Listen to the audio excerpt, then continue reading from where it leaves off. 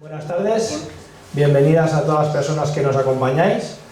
Para mí es un doble honor estar aquí, porque aquí se firmó el Consejo Rector de Solabria hace ya 13 años y es doble placer hoy estar en nombre de Ecologistas en Acción presentando a una persona que es compañera, la admiro, le sigo, le respeto y siempre me encanta escucharle porque siempre aprendo algo de él.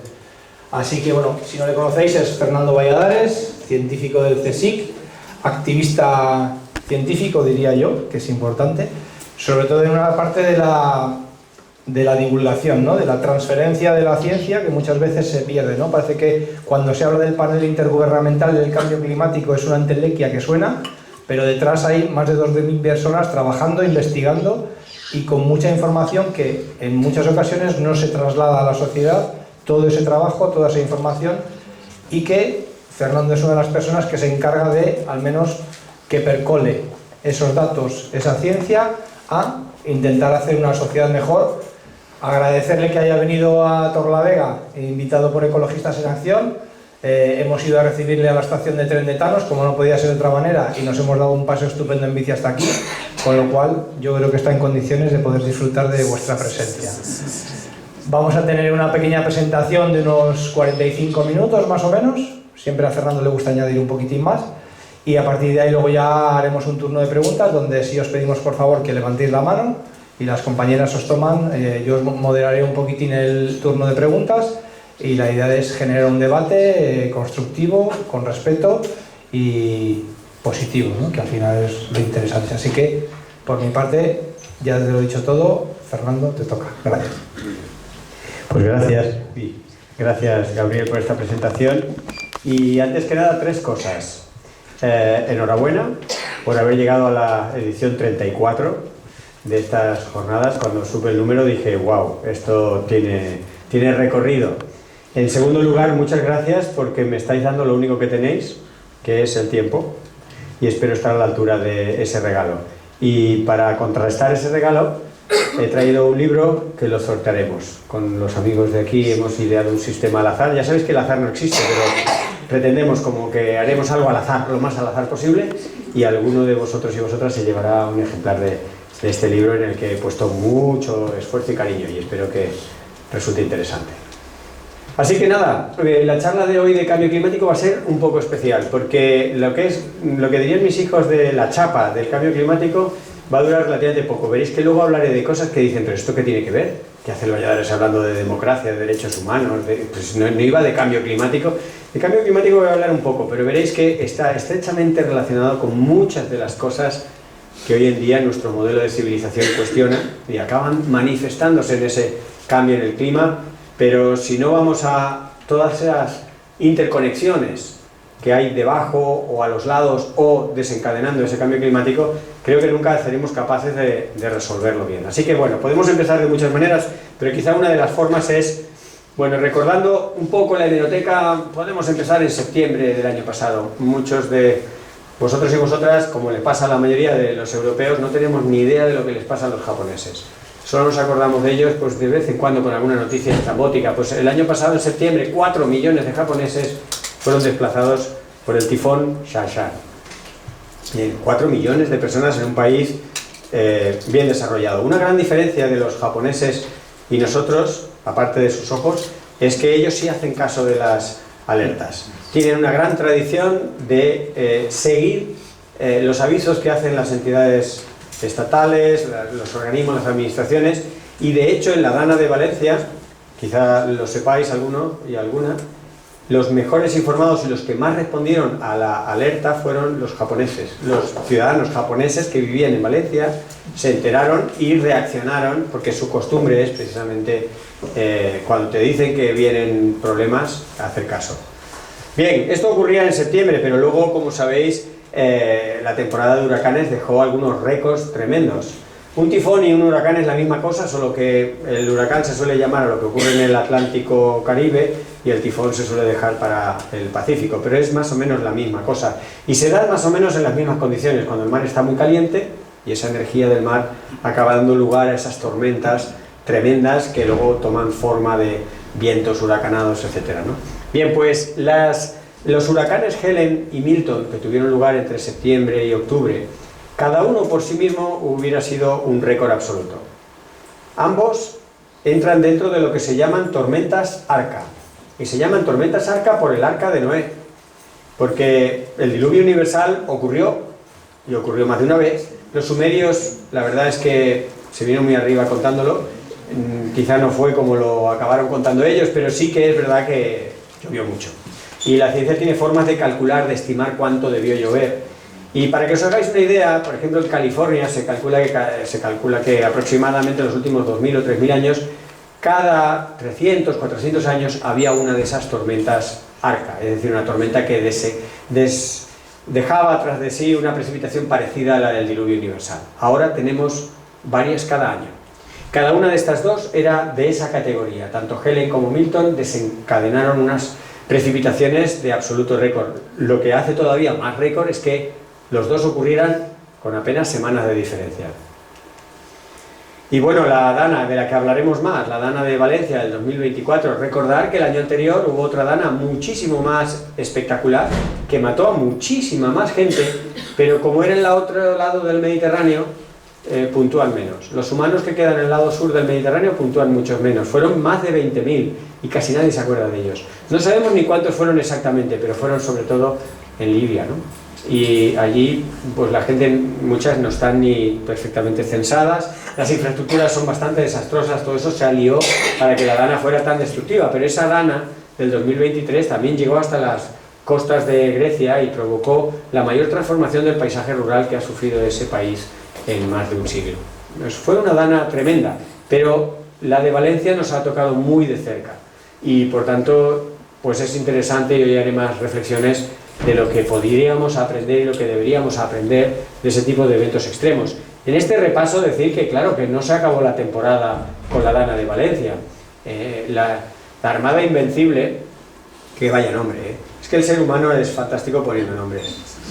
¿No? Por empezar nos llamamos Homo sapiens y luego está por ver, al final de la jornada luego igual hacemos una contrapropuesta. Pero luego a la Armada le llamamos Invencible y no pasó de la mitad del Atlántico Norte.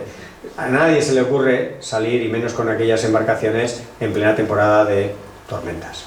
Aquí tenéis una tormenta tremenda, amplificada por el cambio climático. Lo que estoy poniendo son cosas que siempre han ocurrido. Tifones en Japón, huracanes en el Caribe, tormentas en el Atlántico Norte, danas en el Mediterráneo, siempre han ocurrido. Pero con el cambio climático todo esto se ve amplificado. Esta tormenta, la tormenta Darraj, era una tormenta que mantuvo durante muchos días seguidos vientos constantes de mínimo 180 km por hora, con ráfagas de 240 km por hora. Eso no hay infraestructura que lo soporte. 240 km por hora, bueno, es la velocidad de un Fórmula 1, ¿no? O sea, imaginaros un viento así.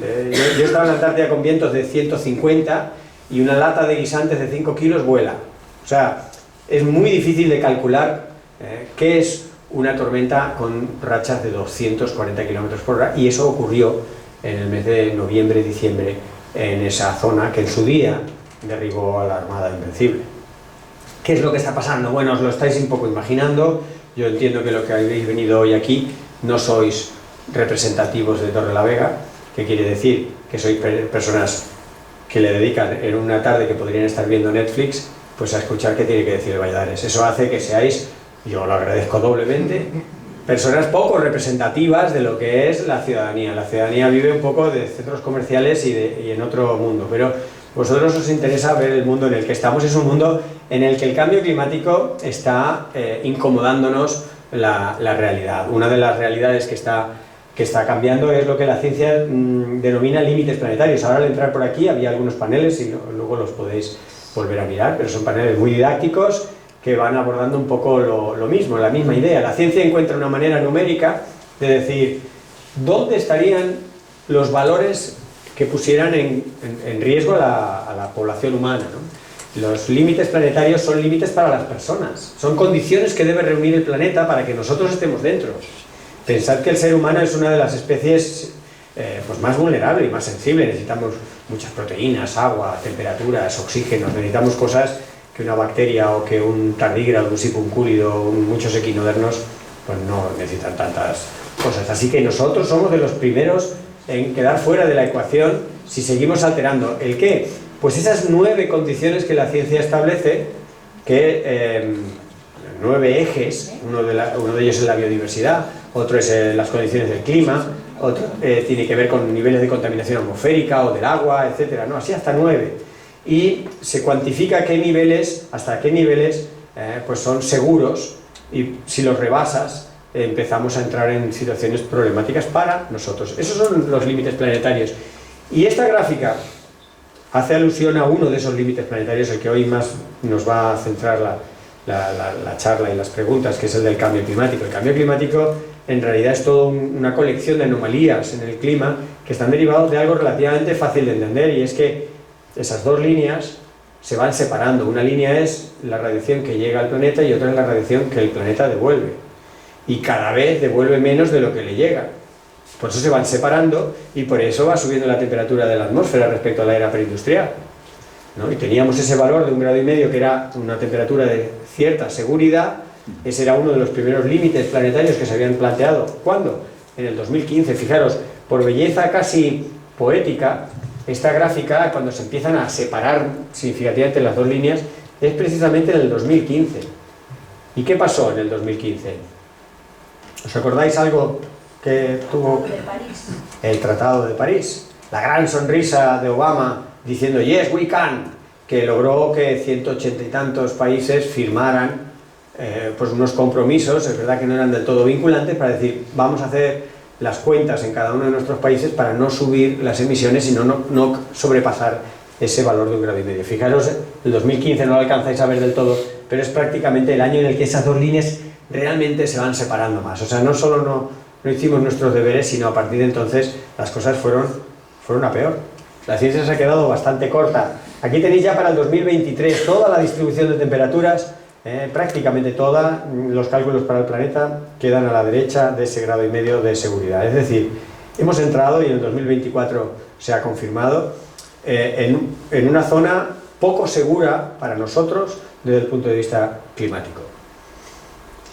Y como tarde o temprano acabaremos dando con alguien que todo esto lo cuestiona, como tarde o temprano, por ejemplo, yo a los estudiantes, cuando empezamos el curso en septiembre, les digo, va a llegar el 24 de diciembre, vamos a tener esa cena con esa figura retórica que pueda ser el cuñado, que es recalcitrante y refractario al conocimiento, pero está muy seguro de sus cosas.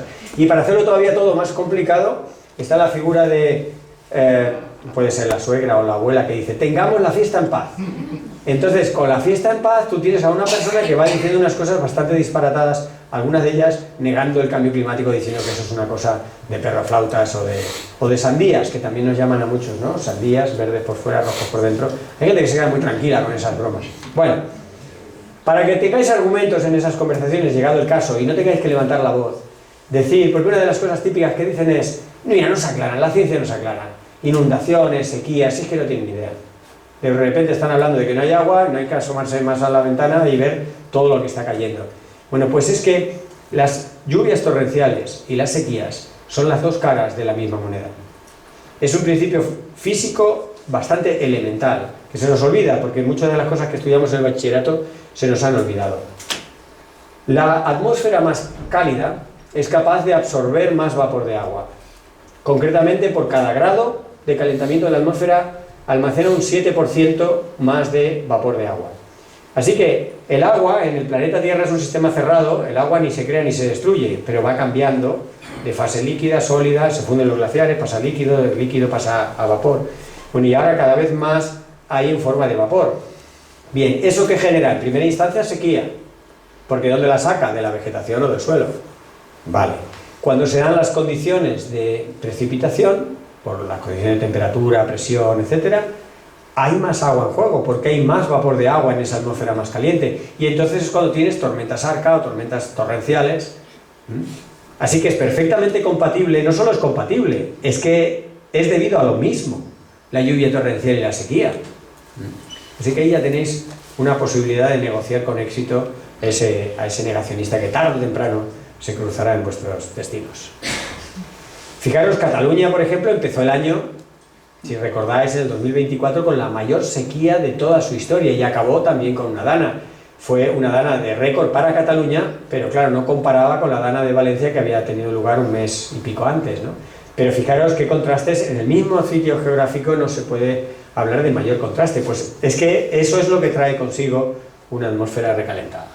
Los mares están más calientes que nunca y esto tiene varios efectos. Eso que veis ahí tendría que ser una línea recta. Y no hace falta ir a ninguna universidad ni ser doctor en nada para darse cuenta que eso no es una línea recta. Eso debería ser la corriente en chorro.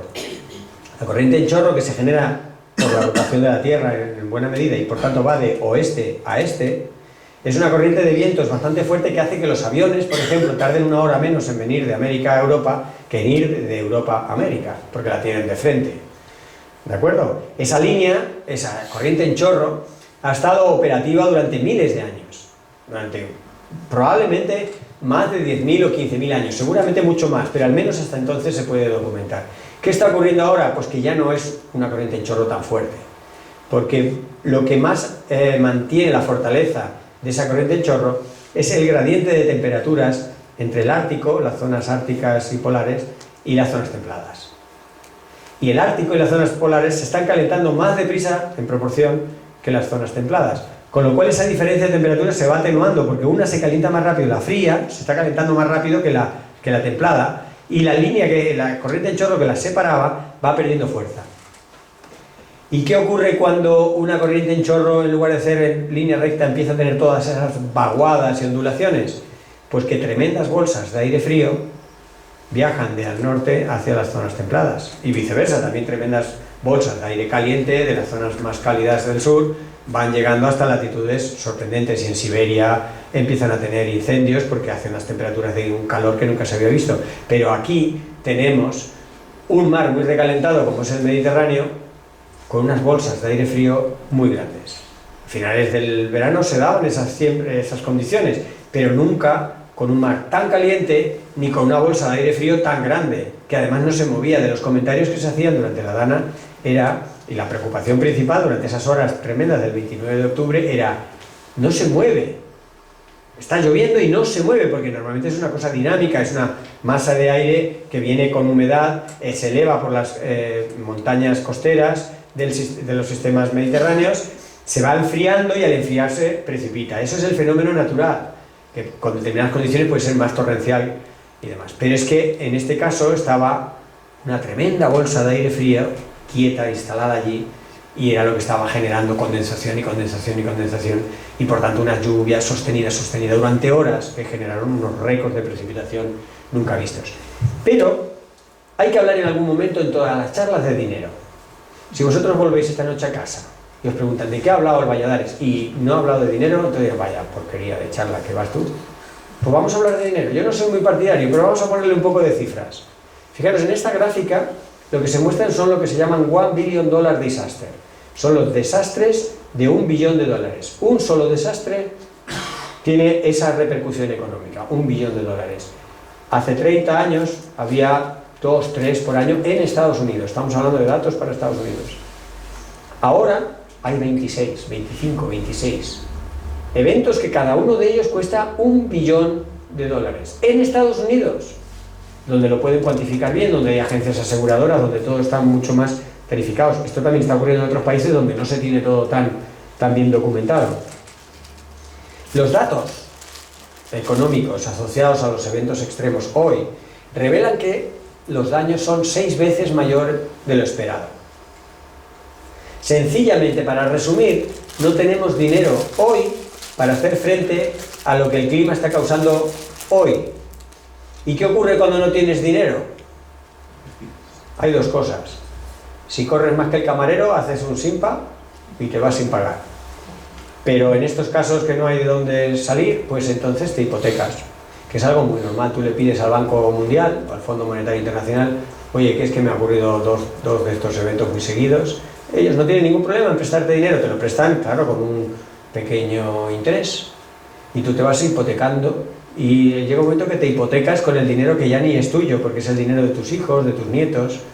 Y esto lo hemos normalizado, y de esto no se habla mucho. Cuando se habla de dinero, se habla de los grandes proyectos, pero no de las hipotecas. que asocian y permiten esos proyectos. El hacer frente a los daños que hoy está causando el cambio climático está haciendo que nuestros hijos y nuestros nietos hereden no solo un planeta hecho unos zorros, sino una deuda económica con el Banco Mundial y el Fondo Monetario Internacional. Fijaros cómo de evidente es esto, pero tan evidente que a lo mejor no enfocamos porque lo tenemos aquí cerca, que Europa le llama a los fondos para, en fin, poner Europa bonita, le llama fondos Next Generation, fondos de la nueva generación.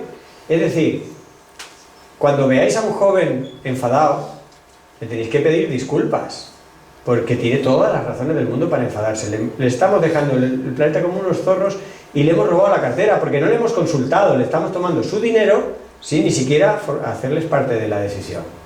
Dijimos que íbamos a hablar de dinero, pues esto es hablar de dinero a mi estilo. Yo os traigo aquí 6 preguntas que me he hecho a mí mismo para caerme del guindo. Yo no sé si aquí en Cantabria os caéis del guindo, no sé si esa expresión, ¿no? En realidad, caerte de casi cualquier árbol duele. Es constatar lo duro que está el suelo. No hay que subir muy alto, pero a partir de 3-4 metros el bofetón es doloroso. Pues yo me he hecho 6 preguntas. Os voy a contestar algunas, pero otras las dejo para tarea para casa. La primera es, ¿a quién alimenta el sistema alimentario? Fijaros cómo lo hemos organizado. Paulatinamente, después de la Segunda Guerra Mundial, hemos buscado la seguridad alimentaria de los europeos y europeas, la hemos conseguido, y hemos seguido produciendo comida. Hoy producimos el doble de la comida que hace falta para alimentar a la humanidad. El sistema alimentario global produce el doble. Y a pesar de producir el doble, hay 11 millones de personas que cada año mueren de hambre. Evidentemente, el sistema alimentario no está diseñado para alimentar a las personas. Está diseñado para alimentar el sistema económico. Subsidiariamente alimenta a buena parte de la población. Esto fue la primera. Pero tenemos más. ¿A quién aseguran las aseguradoras? Claro, si os recordáis lo que acabo de comentar, de que no tenemos dinero para hacer frente, claro, las aseguradoras juegan como la banca en el casino, ¿no? Es un tema de probabilidades. De hecho, si vais a un casino y ganáis 2 veces seguidas, viene el guarda de seguridad, que ya se encarga en que tenga más espaldas que tú, y te dice, váyase. Porque o está haciendo trampas o algo pasa, pero no nos gusta porque está empezando a ganar más dinero que nosotros. Es un tema de probabilidades. ¿Qué ocurre con las aseguradoras? Yo, ingenuamente, antes de caerme del guindo con esta pregunta, yo pensaba que las aseguradoras aseguraban a las personas, o aseguraban a los procesos, o a las entidades, ¿no? Fíjate qué ingenuo soy. Voy haciendo méritos para un premio que todavía no está convocado, pero eventualmente si lo convocan lo voy a ganar, que es el del científico más ingenuo, ¿no? Y yo pensaba eso, que las aseguradoras aseguraban a las personas, pero cuando se acercaban las condiciones de este invierno, en California, cuando ya vieron en septiembre, octubre, que habían juntado 2 años muy secos, por eso que os contaba, por unos aires cada vez más cálidos que desecan, las aseguradoras empezaron a decir, oye, luego vienen los vientos de Santa Ana en enero y esto se vuelve peligroso. Así que vamos a cancelar unilateralmente 90.000 pólizas de seguros domésticos. ¿Ah? Bien. Llegaron los incendios, fueron tremendos, todavía lo estaréis recordando quizá, de los periódicos en enero de este año, durante semanas, la gente de California nunca había visto algo así, no lo podían explicar, la ciencia se quedó súper corta, siendo una vez más un proceso normal, los vientos de Santa Ana que soplan del interior hacia el mar Pacífico, pero estaban aceleradísimos por el cambio climático, la vegetación súper seca, aquello era, en fin, un grave riesgo. Cuando les preguntaron, periodistas y políticos, a las agencias aseguradoras, que cómo habían dejado a la gente sin nada. Claro, también esa pregunta tenía un poco de ingenuidad, ¿no? O era una pregunta retórica, porque las aseguradoras contestaron tranquilamente, no, es que teníamos que velar por nuestra solvencia financiera. O sea que la solvencia financiera, que sepáis, va por delante de la vida de las personas. ¿Todo bien? ¿Todo normal? Tercera cuestión, ¿a quién protege la legislación ambiental? Cuando uno estudia la legislación ambiental, son leyes que se hacen para, bueno, pues que la salud de las personas esté bien protegida ante proyectos de desarrollo, el que sea, ¿no? O la salud de los ecosistemas, o que las cosas funcionen en lo ambiental, que tiene mucho que ver con la salud de animales, plantas y personas, ante proyectos de desarrollo. Esa era la teoría, pero ¿y en la práctica? Pero si la ley ambiental se puede violar, si hoy en día el fraude de ley es más común que el cumplir la ley ambiental, Cuando la empresa tiene suficiente dinero, contrata un gabinete jurídico para que le instrumente el fraude de ley. Y el fraude de ley está bendecido por los jueces en los juzgados. Es simplemente, el fraude de ley es coger una ley para violar otra. A ti esta te viene mal, no te preocupes, que con un rato encontramos la ley que podemos agarrarnos para violar esta. Que el parque eólico es demasiado grande, como me decían en el País Vasco el otro día.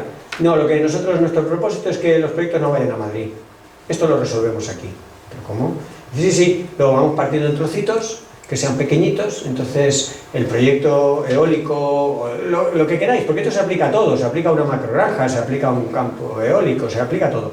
Tienes un proyecto así de grande, con un impacto ambiental así de grande o más, entonces dices, vamos a ver este trocito, positivo, y este otro trocito, positivo, y este otro, y al final tienes el proyecto en trocitos, aprobado, y dices, y entonces ¿a quién protege la ley ambiental? Esta ya la voy dejando un poco para vosotros, que yo creo que vais muy más espabilados que yo. Y la ley de vivienda, luego hablaremos de la ley de la vivienda un poquito, porque es otro tema también interesante, es un derecho universal y no está muy bien cuidado. ¿A quién defienden los políticos? También lo podemos dejar como tarea para casa. O el de los fondos de inversión, ¿no? ¿A quién financian y a quién enriquecen? Los fondos deslocalizados, imaginaros, un proyecto urbanístico, o un proyecto turístico, o un proyecto de X en Cantabria que lo financia un japonés, un árabe o un noruego, que le da exactamente igual si su dinero se mete en cerdo ibérico, en esquí o en pederastia. Es que le da exactamente igual, con que dé dinero y alguien le gestione aquello. En fin, este es el mundo que a mí me duele cuando me caigo de guindo. Y esto está muy relacionado con el cambio climático, al final lo iréis viendo, no penséis que se me ha ido del todo la olla, algo puede que sí, pero fijaros que tenemos ahora en la Casa Blanca un personaje que da todos los días mucho que hablar, ¿no? Hoy en día casi no se puede pasar un rato sin mencionarlo, por una cosa o por otra. La verdad es que está dando mucho que hablar porque de alguna manera está haciendo una especie de caricatura del sistema que hemos aceptado durante el último siglo aproximadamente, ¿no?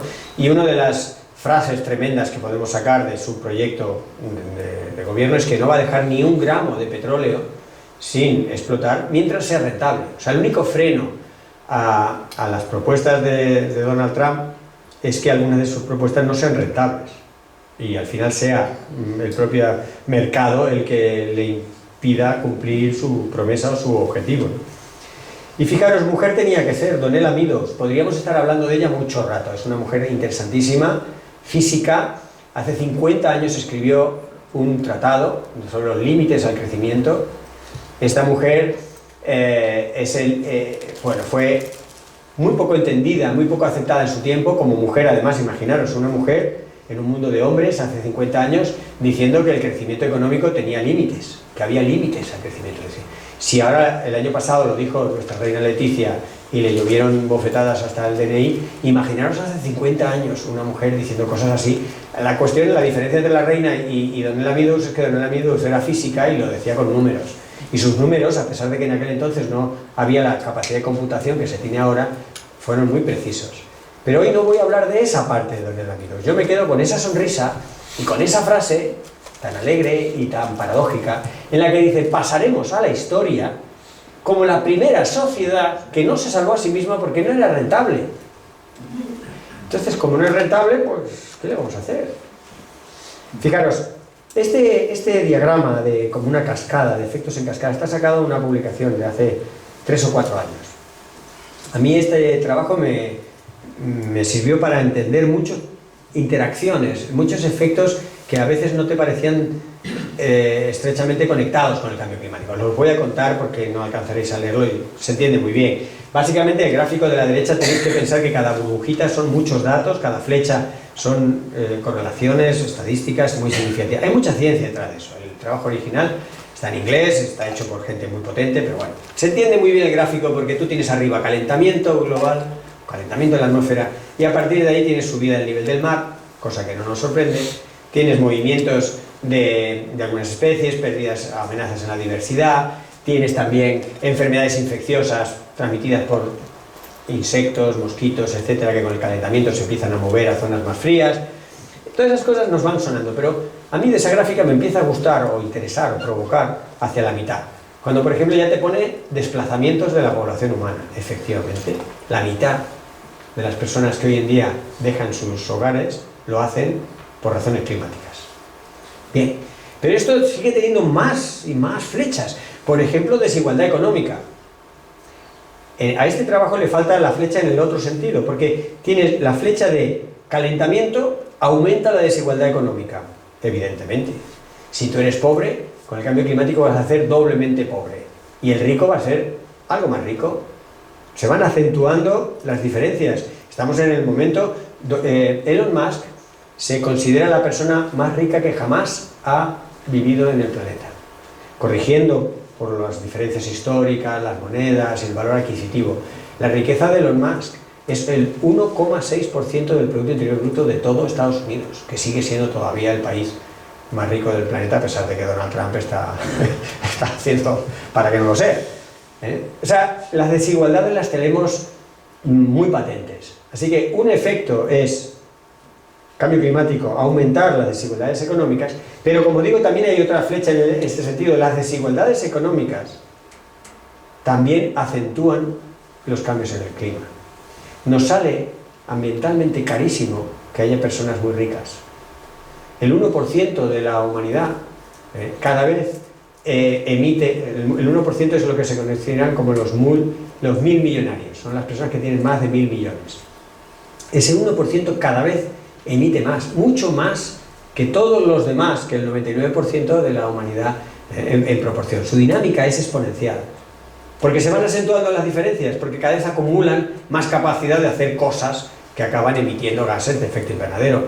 Y tenemos que ser muy conscientes, luego democráticamente decidamos lo que nos parezca, pero tenemos que ser muy conscientes de que las personas, a partir de una determinada renta, que si queréis luego la podemos comentar, pero a partir de un determinado ingreso o patrimonio, no pagan ni la milésima parte de lo que es su huella ambiental. Tú como trabajador asalariado, trabajando por cuenta ajena, contribuyes muy mucho a compensar con tus impuestos lo que es tu huella ambiental. Sin embargo, una persona en una casa aislada, en la que hay que dar todo un servicio, y que genera toda una serie de, en fin, no paga ni la centésima parte de lo que nos está costando a todos. Parte de que los millonarios sean millonarios no es solo por la herencia que puedan podido recibir o la falta de escrúpulos a la hora de hacer negocios, es porque todos pagamos su huella ambiental. Yo creo que esto es un tema para que lo pensemos y le digamos a los millonarios que paguen un poquito más de su huella ambiental, ¿no? Pero bueno, yo soy ante todo demócrata, luego soy científico y luego soy ingenuo. Y una cosa interesante de este gráfico es que se hizo antes de que Putin invadiera Ucrania y mucho antes del genocidio palestino. Y sin embargo, fijaros por el centro, aunque no lo alcancéis a ver, está el incremento de los conflictos bélicos. Las tensiones geopolíticas se ven acentuadas por el cambio climático. Y eso es incuestionable. Habría muchísimos ejemplos. ¿Pensáis, por ejemplo, que Netanyahu va a soltar en los Altos del Golán? No. Evidentemente no. No. Y no lo va a hacer por al menos dos razones. Una, por su valor estratégico, pero otro, porque ¿qué hay en los Altos del Golán? El mar de Galileo. Hay agua. Y aunque los Altos del Golán administrativamente no están adscritos a Israel, en la práctica los tiene Israel y no los va a soltar. Y con el cambio climático en una zona tan árida, el agua se vuelve cada vez más valiosa y eso va a tensionar. El Nilo, si queréis indagar y explorar, es muy interesante. El gran lío hidráulico, hidrológico que dejó el Imperio Británico al irse de todas lo que eran sus colonias a lo largo del Nilo y decidir que el Nilo tenía que llegar virgen prácticamente hasta Egipto. Y todos los demás países con millones de personas viviendo tienen que ver pasar un tremendo río caudaloso. Y ahora mismo empieza a haber ya tensiones importantes que van desencadenando de momento en escaramuzas, hay drones vigilando las fronteras, hay una tensión que se palpa y tarde o temprano va a haber problemas. Hay unas 343 guerras hoy en día por el agua en todo el mundo y el cambio climático las va a acentuar. Pero hacia el final de este gráfico viene lo que ahora quería ir entrando en esta charla, que es la fragilidad de los estados. El cambio climático mina la credibilidad de la gente en las instituciones, porque claro, pues un poco análogo a lo que los jóvenes muchas veces nos dicen a los viejunos, ¿no? Decir, pero ¿cómo habéis permitido que esto ocurra?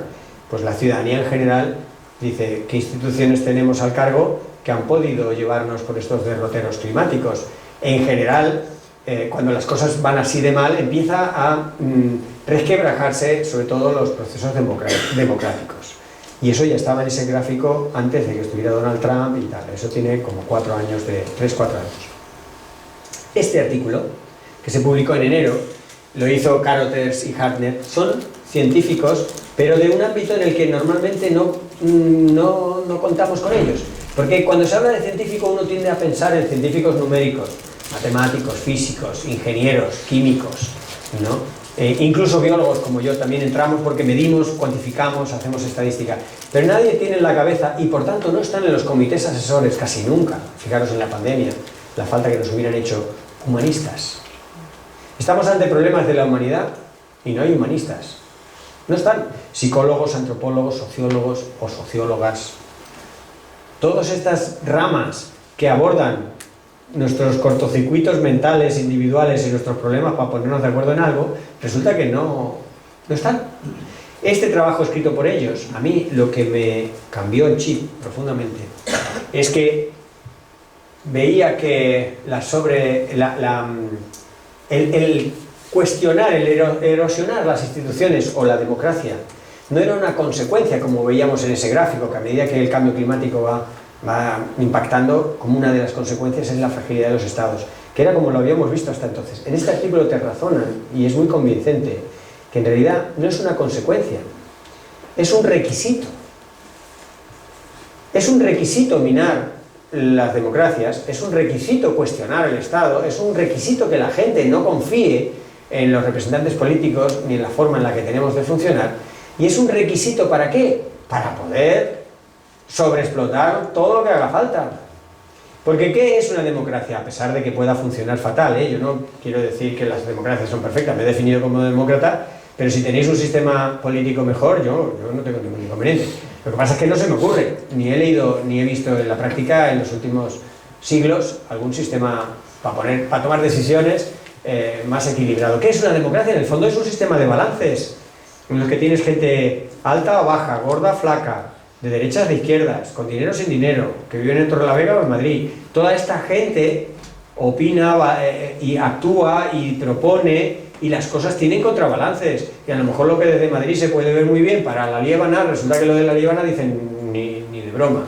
Pero si no hay un sistema de contrabalances, si tú te vas cargando cómo funciona el sistema y la credibilidad de la gente en el sistema, al final podrás hacer lo que te dé la gana, con la Liébana o con lo que sea. Así que ahí es el gran desafío, es ver eso como un requisito, y eso es lo que está haciendo delante de nuestras narices Donald Trump, pero también lo estaba haciendo y lo sigue haciendo Milei, o lo está haciendo la extrema derecha. Son formas de poder que no tienen escrúpulos a la hora de cuestionar los sistemas de contrabalances, de discrepancias, de que la gente se exprese y esa diversidad se gestione en una votación, en una argumentación. Así que llevamos más de 2000 o 3000 años viendo desde el Imperio Romano que una de las maneras más fáciles de minar esa confianza en las instituciones es con la desinformación.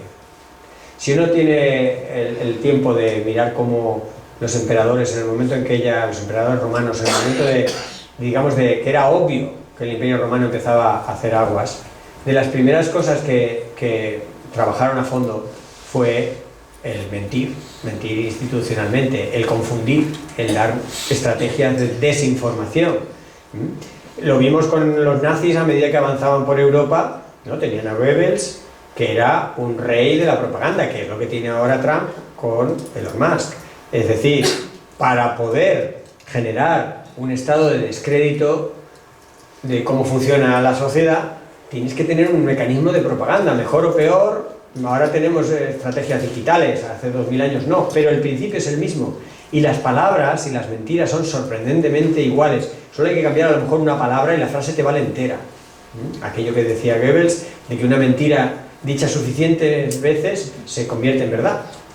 entre comillas, ¿verdad? Pero es aceptada por la ciudadanía, con lo cual ya hay un pifostio. O lo que dicen muchos filósofos y filósofas, que la intención de estas mentiras no es que las creas. Cuando una persona, digamos, estrambótica o simplemente malintencionada en sede parlamentaria dice una mentira, yo personalmente pienso que eso debería ser un delito tipificado, pero no me lo admiten, no lo logramos, porque está la libertad de expresión y no sé qué otras cuantas cosas. Pero cuando dice esa mentira de la comunidad en la que yo vengo, cuyo nombre hoy olvidaré, en sede parlamentaria dice claramente mentiras. Su propósito no es que creamos esa mentira, sino que no creamos nada. No creemos esto, no creemos... Fijaros un concepto que acuñó Donald Trump en su primer mandarinato. El concepto de verdad alternativa. Yo como científico no puedo estar más sorprendido, pero ¿cómo va a haber una verdad alternativa? Es decir, tú puedes no saber la verdad, confundirte, la verdad es muy complicada, pero ya de entrada decir, esa es tu verdad, que lo oiréis. En alguna cafetería alguien habrá dicho, esa es tu verdad, pero ¿cómo va a ser tu verdad y yo mi verdad? O sea, tenemos dos verdades que coexisten en mundos paralelos. ¿Cómo es eso? Pues sí, esa es la manera de empezar a socavar la credibilidad de la gente en las cosas. Pues al final cada uno va a lo suyo y esa desunión es lo que hace muy fácil tomar decisiones autocráticas, decisiones pues que no se preocupan para nada del bien común, se preocupan en el bien de su propio ombligo y el de los 4 ombligos próximos, que normalmente acumulan ya bastante poder. Fijaros, analizando el MIT, no sé si os suena, el Massachusetts Institute of Technology, es una de las instituciones así de investigación y de tecnología más importantes del mundo hasta que ha llegado Donald Trump, ahora no sabemos porque le ha recortado el presupuesto, pero hacen investigaciones, por ejemplo, sobre cómo corren los bulos en Internet, y en un informe hace poco concluyó de forma muy rotunda que la falsedad, la mentira, se difunde mucho más lejos, más rápido, más profundamente y más ampliamente que la verdad. Concretamente, los datos que daban es que las noticias falsas tienen un 70% más de probabilidades que las noticias ciertas en convertirse en cuestiones aceptadas y compartidas.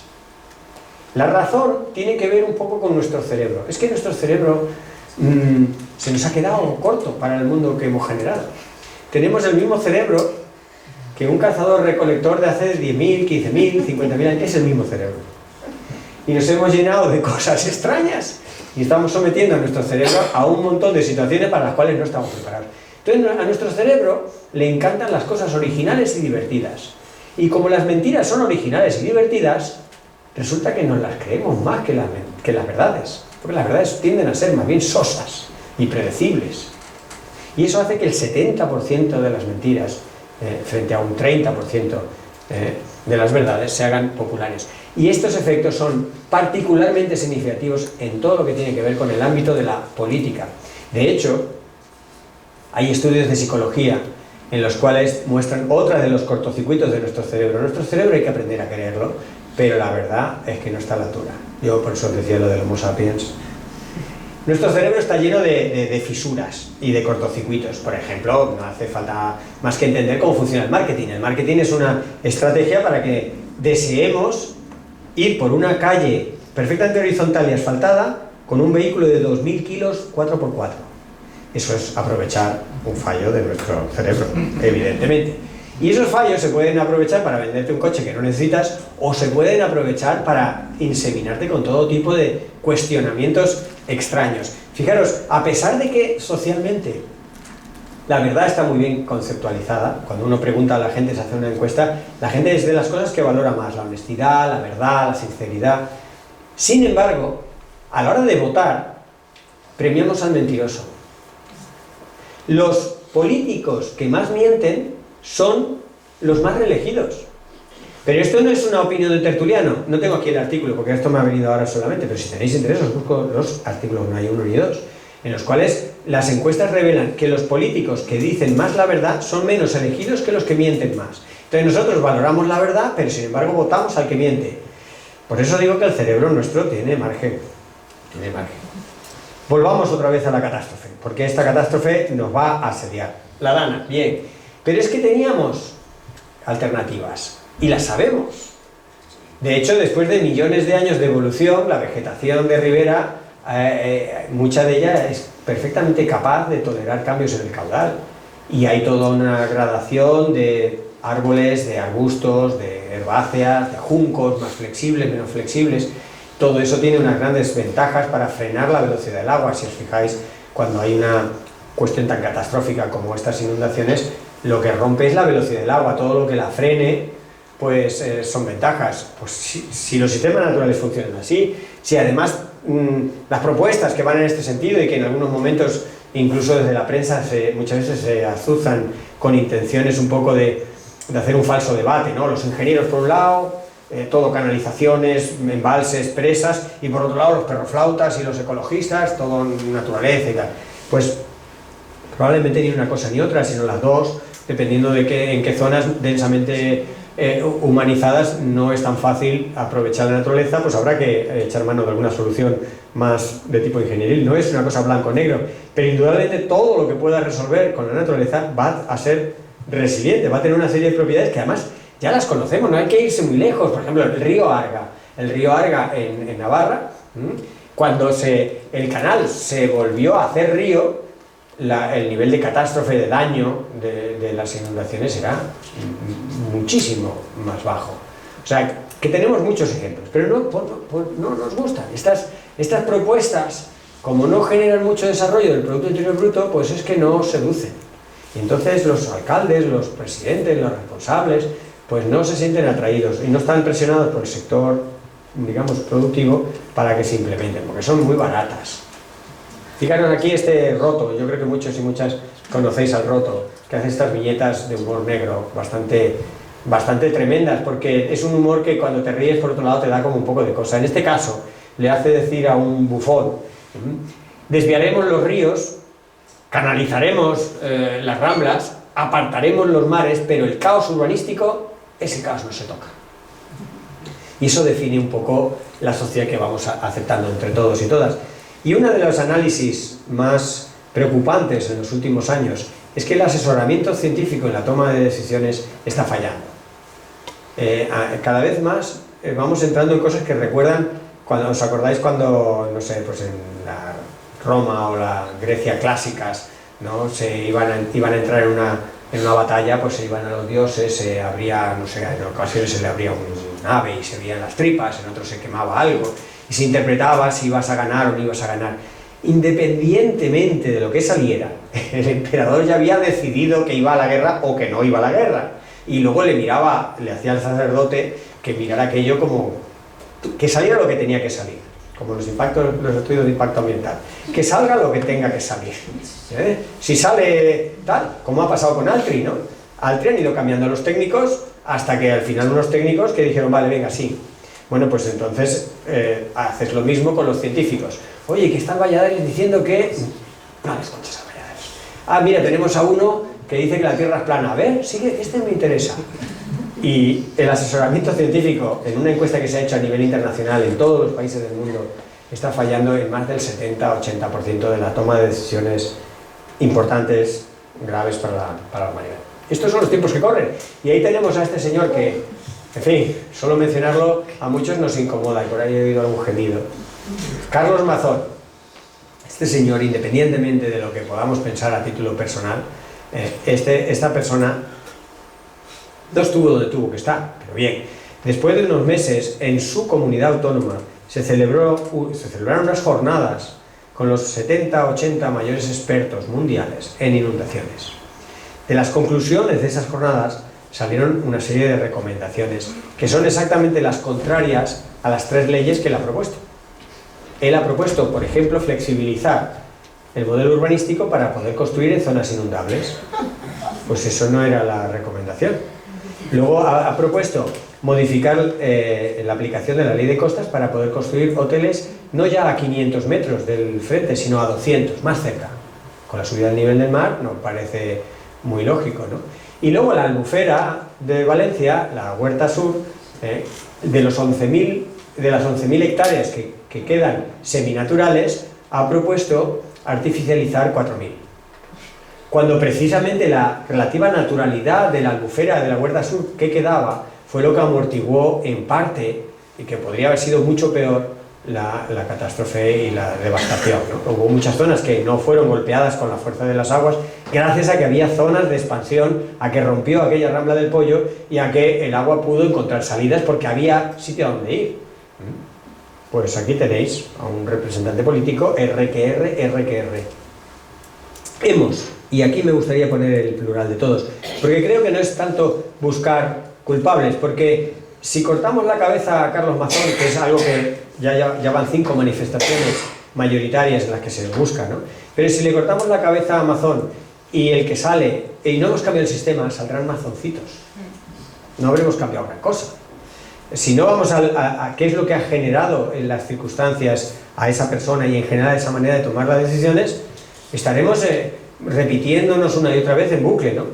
Hemos creado una civilización entre todos, la hemos aceptado, una civilización que antepone el dinero a las personas, y eso está en nuestra Constitución. Eso no es una opción, no, yo es que soy de izquierda, yo es que soy de derecha, yo soy más feminista, no. Independientemente de todo eso, las constituciones de los países occidentales anteponen la economía a las personas porque se considera que la economía es un requisito. Yo pensaba que era al revés, pero yo soy demócrata, sí, entendiendo un poco todo esto. Yo cuando esto se lo planteo a unos jueces, yo a los jueces de vez en cuando me encuentro con algún juez y le hablo como los hablo a vosotros, deseando estar equivocado. Y le digo, señor juez, ¿verdad que en la Constitución esto es así? Y me dice, hombre, así. Y yo digo, dígame cómo no, cómo... Y digo, pues llevas razón. Digo, es que se ha quedado un poco viejuna la Constitución, ¿no? Desde luego el feminismo y el ambientalismo y muchos ismos más no están bien contemplados. Y uno de ellos es esta revisión, esa visión que teníamos a la salida de la Segunda Guerra Mundial, de que la economía era lo que tenía que sacarnos de todo. Ahora hemos madurado un poco y hemos aprendido que hay vida más allá del euro, del dólar. Nadie limita a la economía.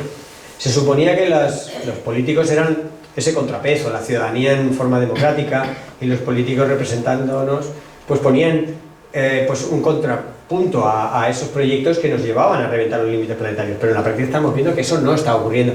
Y fijaros, mientras yo me desgañitaba en algunos programas de televisión allí por el mes de noviembre, alguna mujer me mandó por correo electrónico esta foto. Y no es que Alba Luz sea la peor inmobiliaria del mundo, es simplemente una más. Yo por decoro, yo hubiera puesto una tela negra encima de ese cartel, porque ese cartel está ofreciendo construcciones y apartamentos en una zona que no hace falta ser ingeniero, ¿no?, para ver que se inunda. En fin, que está ocurriendo a tiempo real delante nuestro. Es una sociedad que hemos aceptado entre todos que los trabajadores vayan al trabajo en plena alerta. Fijaros una pregunta un poco capciosa. ¿Por qué los niños no van a la escuela cuando hay una alerta ambiental o cuando hay una amenaza de algo, ¿no? ¿Por qué? Hay una razón buena y una mala. ¿Por qué no van los niños al cole? Porque les queremos mucho, esa es la buena, entonces no queremos que les pase nada, esa es la buena. Pero la otra, la maléfica, es que ellos no contribuyen al Producto Interior Bruto. Sus papás sí. Entonces sus papás van. Ellos se quedan en casa. Ya buscaremos a una abuela o a un cuidador o ya nos organizaremos. Los niños que no vayan. Claro, menuda decisión tan valiente estás tomando. Como no contribuyen, la Ford tiene que sacar 50 coches hoy.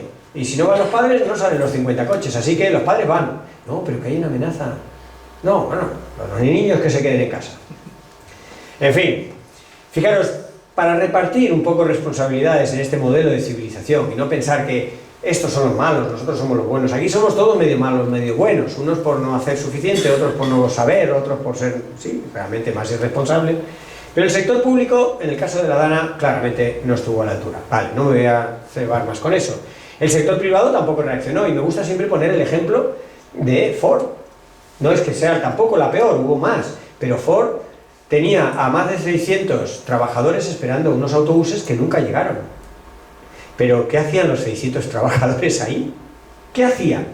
O sea, yo desde Madrid, y como yo, centenares de personas, mirando las precipitaciones a lo largo de toda la mañana, ¿qué hacían los trabajadores a las 3, 4 de la tarde? Que por supuesto tuvieron que hacer noche allí, que tuvieron que improvisar lo que pudieron, pero ¿qué hacían allí? O sea que el sector privado, los responsables de las empresas, no tomaron unas decisiones que protegieran a la gente. Pero es que incluso los propios trabajadores, yo mismo no sabía que tenemos un derecho, que como todos los derechos ha costado mucho esfuerzo conseguirlo, que es el derecho a no ir a trabajar si hay una amenaza cierta o comprobable a tu integridad física. Tú te puedes negar y no puede haber ninguna consecuencia de que te hayas negado a ir a trabajar. Yo eso no lo sabía, y probablemente muchos de los trabajadores que fueron ese día a trabajar tampoco lo sabíamos. Pues que lo sepamos. Es que, por eso digo que es un modelo de civilización que tenemos puesto las luces largas mirando hacia no sé qué y no vemos muchas cosas de nuestro entorno, todos, ¿no? Más que buscar culpables, hay que buscar, como digo, soluciones, ¿no? Y este modelo que se podría aplicar a la salida de cualquier evento extremo, vamos a estar sometidos a eventos climáticos extremos, a situaciones complicadas, indudablemente hay que pasar por una fase 1 de recuperar lo que se pueda, de ponerse en pie, ¿no? La fase 1, una mínima actividad económica, vale, esa es impepinable, hay que empezar por ahí. Pasamos a una segunda parte, que sería sostener esa mínima actividad que ya estamos empezando a recuperar, también, muy evidente. Pero aquí llegamos a una parte en la que tenemos que empezar a pensar. Fijaros que la gráfica está deliberadamente, no tiene unidades, es más que nada para describir un patrón. A la izquierda habla de riqueza económica, dinero, euros, Producto Interior Bruto, vale. Y a la derecha habla de bienestar.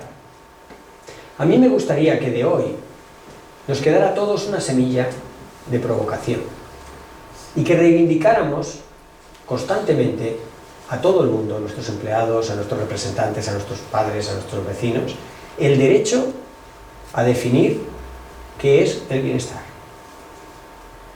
Porque todos podemos participar en eso, ¿no? Nos han dado una definición de bienestar dada, y tú que te corre toda tu vida persiguiendo un bienestar que tú no has contribuido a definir, que es el bienestar de otros. ¿Y por qué no aquí en Torrelavega o en la zona de Covadonga definís lo que es bienestar y trabajáis por ese bienestar? Bueno, en esa gráfica de la derecha es bienestar. En esa parte de la derecha, por supuesto, tienen que estar los límites planetarios. Es que si no, no es posible tener bienestar. Si tú rebasas los límites planetarios, acordar la definición, sufres, estás enfermo, tienes miedo, mental o físicamente tienes problemas. Así que, ¿de qué te sirve pasar de la fase 2, fase 3, competitividad, si no pasas a una fase de colaboración, una fase de control en la producción y en el consumo, que te permita estar en cierto equilibrio con esos límites planetarios? Pues no te sirve de nada. Te sirve para satisfacer unas economías que nunca tienen suficiente. En fin, y esta es la parte en la que quiero ponerme un poco más esperanza. No sé cómo voy de tiempo regular, tirando mal. Ya lo sabes. Tirando mal, sí. Voy a ir muy rápido, es que me enrollo mucho. Yo os veo tan atentos que digo, esto me recuerda... Venga, vamos a ir rápido. La idea es, con lo que más o menos quiero ir acabando, es convertir toda esta situación, que yo entiendo que en muchos aspectos es preocupante y genera ansiedad, en una oportunidad. Es una oportunidad para hacer las cosas radicalmente diferentes. Por ejemplo, esto es el Central Park. Es el parque emblemático de Nueva York, pero en su día, hace más de un siglo, siglo y medio, se consideró un disparate, porque todo eso se podía llenar de rascacielos. Y en su día fue una pérdida de oportunidad inmobiliaria. Y sin embargo ahora le salva la vida a millones de personas, no millones, miles de personas todos los años, y ha revalorizado incluso el precio de la vivienda. O sea que a veces las situaciones te hacen convertir lo que pueda ser en fin, algo cuestionable, una oportunidad para hacer mejores ciudades, y el cambio climático lo está llevando por todo el mundo. O erradicar la pobreza. Ahora sabemos que podemos erradicar a la pobreza con muy poco impacto ambiental. Concretamente este trabajo de Brunner y colaboradores le pone números y te habla de 1.100 millones de personas. Pensar que somos 8.000, o sea, 1.100 los podríamos sacar de la pobreza con apenas un incremento de un 1,6%, o sea, nada de emisiones de gases de efecto invernadero. Pero ¿cómo se logra esto? No es ningún milagro, pero solamente, y lo pongo entre comillas, cediendo tecnología, en lugar de vendiéndola a unos países que no tienen dinero para pagarla. Con lo cual, si no tienen dinero para pagar nuestra tecnología, lo que van a hacer es seguir la senda contaminante que seguimos nosotros. Pero, hombre, no nos damos cuenta que es un beneficio para todos ceder esa tecnología para que millones de personas en el mundo más, digamos, con menos infraestructuras y desarrollo, pues, transiten por una vía más limpia. Pero eso ya es querer. La ciencia te dice, esto se puede y se haría así. Luego ya, que queramos. Otro mensaje, digamos, positivo, por poco que hagamos muchas veces, ganamos mucho. El ejemplo de las playas, con una reducción moderada de los gases de efecto invernadero, se ha calculado que se puede evitar la pérdida del 40% de las playas amenazadas en el mundo. O sea que hay por unas reducciones moderadas. No estamos hablando de un cambio profundísimo en las emisiones. Tienes un gran beneficio perceptible en pocas décadas. Es muy rentable, hablábamos de dinero, y hay un montón de ejemplos de lo rentable que es poner dinero en la naturaleza. Muchos. Este es uno de tantos. Waldron echó unos cálculos de lo que costaría conservar la Tierra, concretamente cuánto costaría conservar 1/3 de la Tierra. Costaría muchos millones, que son las barritas azules pequeñitas, pero las barritas en los distintos modelos, en los distintos cálculos, en las barritas amarillas y naranjas son los beneficios económicos. En el medio plazo, no instantáneamente, pero en el medio plazo, la naturaleza te da mucho retorno económico. Si se hace finalmente esa carretera de Reynosa, en el corto plazo, alguien ganará dinero, pero en el medio o largo plazo se habrá perdido todo el dinero que te estaría dando una naturaleza bien conservada. Y los números son apabullantes. Aproximadamente por cada euro que pones en conservación obtienes entre 100 y 1000. Y los ejemplos son muy abundantes, pero claro, son ejemplos que no interesan a los que tienen en la cabeza la idea de un proyecto económico concreto. Esos ignoran eso y solo se centran en los beneficios en el corto plazo y para unas pocas personas. Así que el cambio climático, como los grandes desafíos que enfrentamos en la actualidad, por supuesto que puede ser una tremenda calamidad, que se lo digan si no a las personas directamente afectadas, pero también es una oportunidad porque es tan apremiante, y eso es de las cosas de las que hablo en este libro que luego sortearemos. Tenemos por aquí, hemos encontrado una manera de ver cómo lo sorteamos. Pues este libro lo que busca es, una vez encajando el susto, porque indudablemente esto tiene un poco de susto, ¿no? Yo siempre digo, ¿cuánto de Apocalipsis me aguantarán en Torrelavega? Digo, pues cuarto y mitad. Pues traigo cuarto y mitad de Apocalipsis. Y luego digo, bueno, y ahora para salir de ese Apocalipsis, pues vamos a poner otro cuarto y mitad de soluciones, ideas, posibilidades. No digo que sea fácil, pero es posible. Y la ciencia propone y puede hacer cosas. De eso podemos ir desarrollando. Y tenemos una estupenda guía de referencia, que son los derechos humanos. La Declaración Universal de los Derechos Humanos nos establece de una manera estupenda, armoniosa, muy fácil de entender, por dónde encajar las actividades económicas y cómo funcionar de una manera en la que seamos humanos, seamos sanos, seamos felices y pueda tener mucho que ver lo que os decía del bienestar. Y desde hace unos años, concretamente desde julio del 2022, tenemos un derecho humano universal nuevo, que es el derecho humano universal a un medio ambiente limpio y saludable. Podemos ignorar ese derecho humano, como hacemos con muchos, o podemos usarlo, y sirven. Este ejemplo lo pongo mucho porque con un presidente negacionista como era Bolsonaro, en un país grande como es Brasil, se logró desviar fondos brasileños para mitigar y luchar contra el cambio climático, a pesar de su presidente negacionista, porque la Corte Suprema de ese país se agarró a derecho internacional, consideró el Acuerdo de París como un tratado relacionado con los derechos humanos y logró que en su propio país, a pesar de lo que dijera su representante político, destinara fondos a proteger a la gente. Derecho universal a la vida. Voy a pasar muy paso. El 47. En nuestra Constitución es el artículo 47. En la Declaración de Derechos Humanos es el 25. Todos estamos muy de acuerdo que tenemos derecho a una vivienda, pero fijaros una situación que la pongo así como en telegrama en España. En España tenemos 4 millones de viviendas vacías. Tenemos amplios sectores de la población, sobre todo jóvenes, que tienen dificultades para acceder a una vivienda, no la pueden pagar, no están disponibles y demás.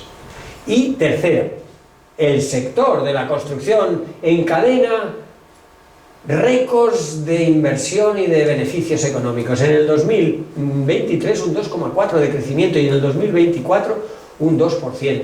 Le va fenomenal, venga casas, venga dinero haciendo casas. Tenemos 4 millones vacías y mucha gente no tiene casas. Luego, lo que os decía, esa pregunta para caerse del guindo. El sector inmobiliario no está para darnos vivienda. Es un poco sorprendente todas estas cosas. ¿No podría ser esto un momento para, en fin, revisar el sector inmobiliario con otra mirada, que no sea la del pelotazo, solamente? Oye, si democráticamente entendiendo pros y contras, vamos a por el pelotazo, pero creo que muchos de los que hoy estamos aquí, lo del pelotazo lo vemos un poco entre regular y mal.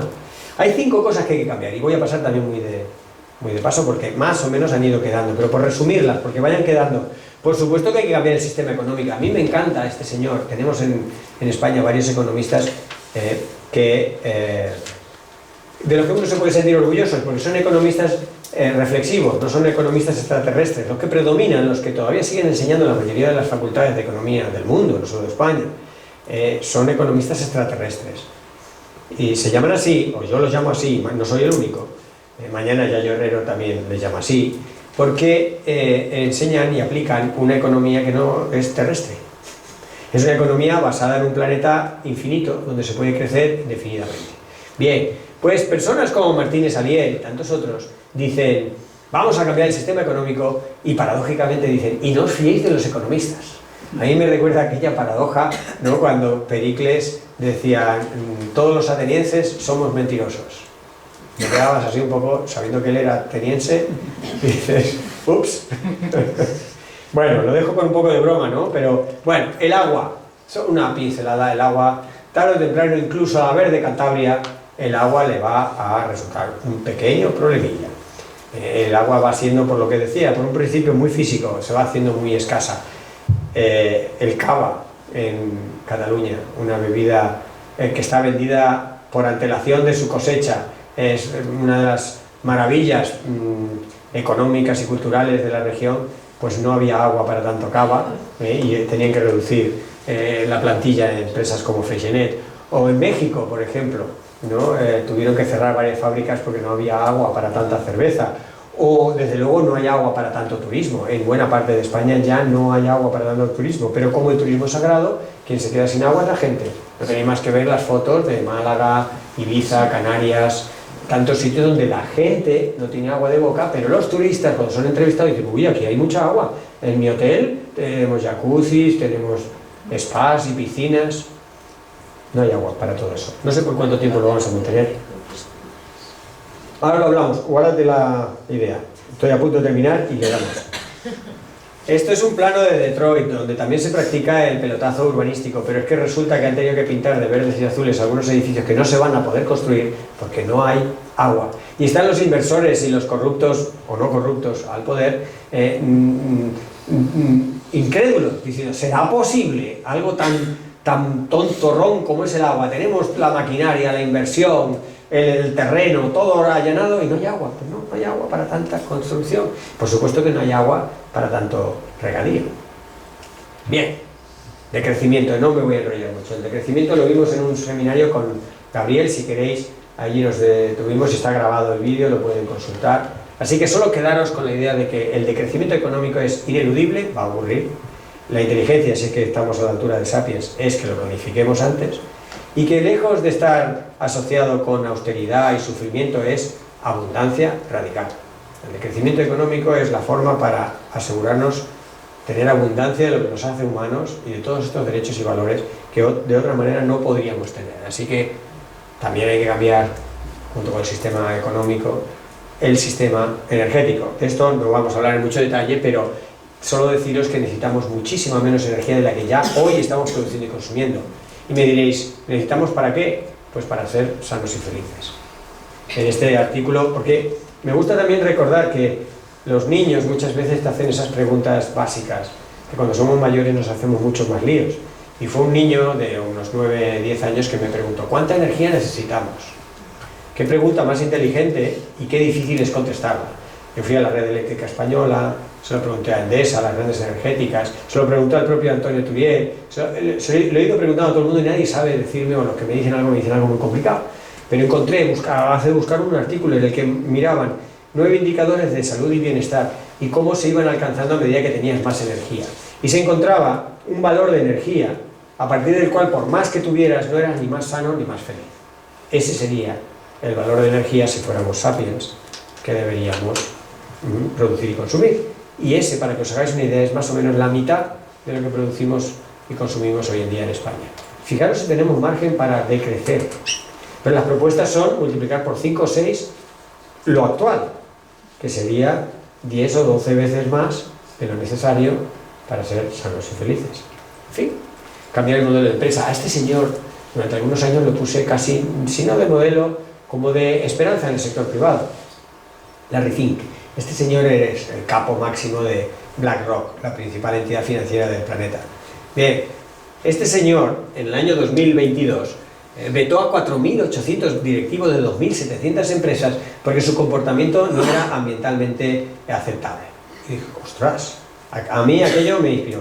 Sin embargo, ¿qué ha hecho BlackRock 15 días antes de que Donald Trump subiera a la Casa Blanca? Quitarse la careta y decir, no, la sostenibilidad es un obstáculo para la inversión, fuera la sostenibilidad, y lo ha quitado de todos sus proyectos. Y le han seguido el LP Morgan, el Banco de América y todo Wall Street. Uf, duró poco. Y no fue ni siquiera muy bueno, pero en fin. Cambiar el sistema político, por supuesto, y participar más. Es que los que estamos hoy aquí yo creo que somos de participar. Pero habría que lograr que se participara más. Que la gente perdiera el pudor, la pereza o lo que fuera de hablar de política de una forma fértil y enriquecedora, de que no hay que estar de acuerdo en todo, pero como decía Gabriel al principio, respetuosamente se puede discrepar y eso enriquece el debate. Hemos perdido ese hábito y ahora todo es construir al enemigo. El otro es mi enemigo porque es de otro partido político. Pero bueno, pero ¿por qué va a ser tu enemigo si podéis estar de acuerdo en muchas cosas? Y eso hay que hacerlo, y en eso hay que trabajar en democracias más participativas. Es verdad que para muchos es perder el tiempo, o no tengo tiempo para dedicarme a eso. Ya no sé qué cosas más importantes pueden ser las que se dirimen en temas políticos, que estamos viendo que se toman las decisiones sin tenerlos muy en cuenta.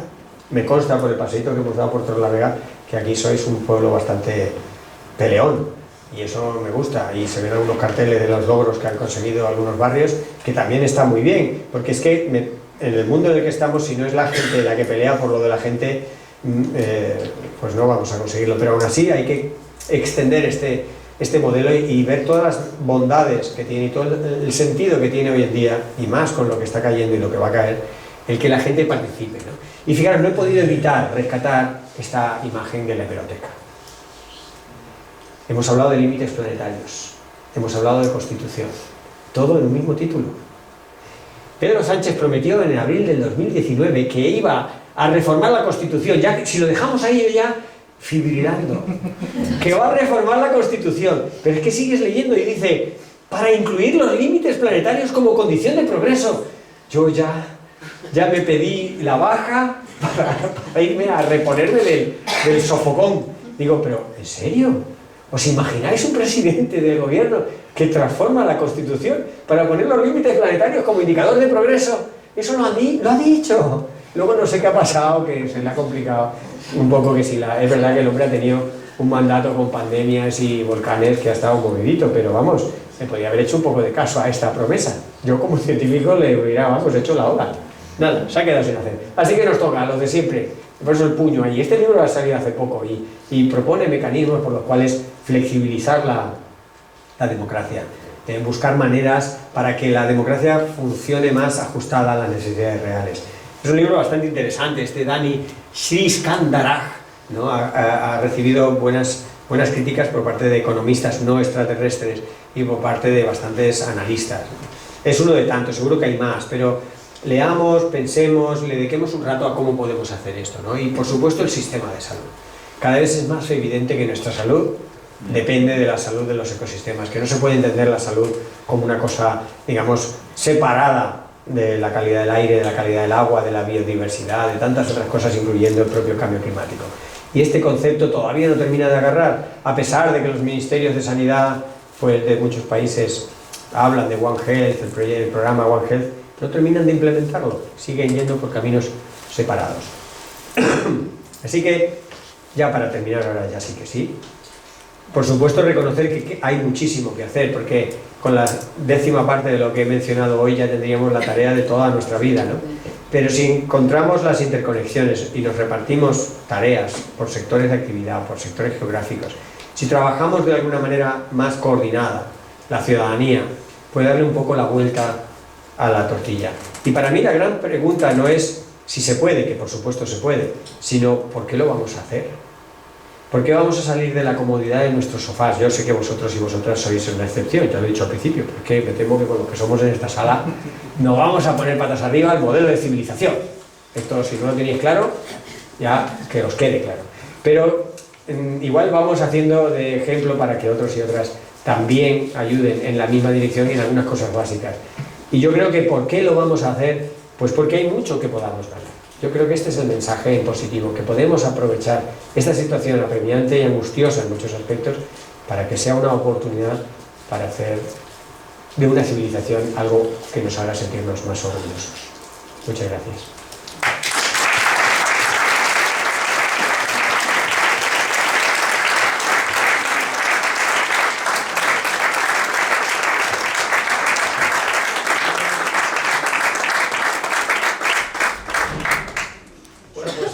¿Sorteamos el libro o esperamos al acabar? ¿Sorteamos el libro? Casi vais pensando en la pregunta. Hemos ideado entre un equipo de 5 personas un método validado por los notarios de la zona. ¿Tienes ahí el mapa de...? Hasta el 86. Si por lo que fuera el asiento está libre, según este plano, será el siguiente asiento. Vale. Si alguien tuviera el libro, pues que lo ceda y volvemos a sortear. Pues vamos a darle al botón para que genere un número al azar esta aplicación entre el 1 y el 86. Y el afortunado es... El 7. El 7. Y el 7 queda en... 5, 6, 7. ¿Te ha tocado? Sonia.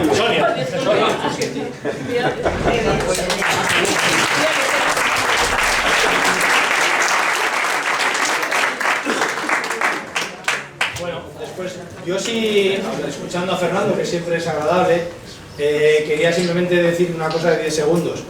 Hablando de la Dana, sí recuerdo a la entrevista que le hicieron a la rectora de la Universidad Politécnica de Valencia, que el lunes por la mañana decretó que el martes no hubiera clase. Es decir, que sí es posible. Claro. ¿Alguna pregunta para Fernando? Seguro que sí. Adelante, por allí hay una en el fondo.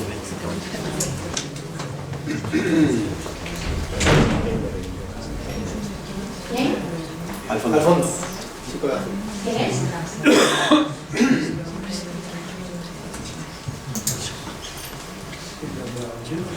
Ahí está. Si eres breve, Yo es que soy negacionista. O sea, yo cuando veo el programa de Calleja en el espacio digo, aquí hay algo que no me cuadra. Pero bueno, dicho esto, a mí gracias por la charla. Yo quería comentar algunas cosas. Sí. Por un lado, sobre el dinero que hemos hablado bastante sobre él. Bueno, el IPCC, el padre del IPCC, que es un señor que se llamaba Maurice Strong, era un oligarca petrolero, o sea, era multimillonario y trabajaba para David Rockefeller. Este hombre, en la conferencia de Estocolmo en el 72 y tal, pues fue creando toda la estructura de las Naciones Unidas relacionada con el clima y demás. Entonces, tenemos esa paradoja que estamos diciendo, que los ricos son los que más huella de carbono generan y el IPCC está financiado por empresas globalistas y gente que son multimillonarios, ¿no? Luego, por otro lado, la desinformación, que hemos hecho hincapié en ella. Si veis en las redes sociales, cuando escribís algo que pone qué calor hace hoy y cosas así, sale debajo un texto que pone consulta cómo está cambiando el tiempo en tu zona y demás, ¿no? O esta información es falsa y demás. Bueno, pues vamos otra vez a las Naciones Unidas, donde hay una señora que se llama Melissa Fleming, que es la secretaria general.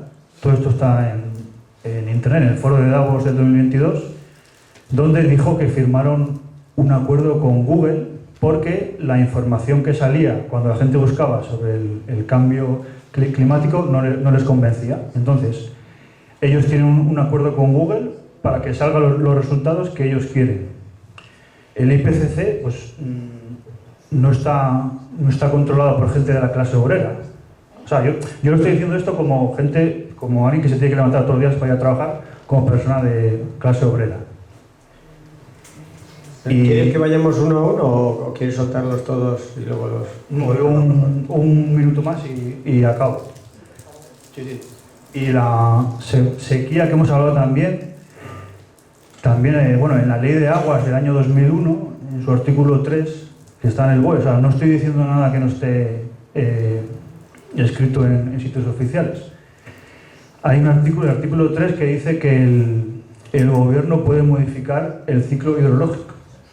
Y si buscáis en el web vais a ver muchos sitios donde se han modificado las lluvias, o se ha hecho nevar o tal. Entonces, esas sequías podrían ser inducidas artificialmente por geoingeniería, que no se ha hablado aquí, pero bueno.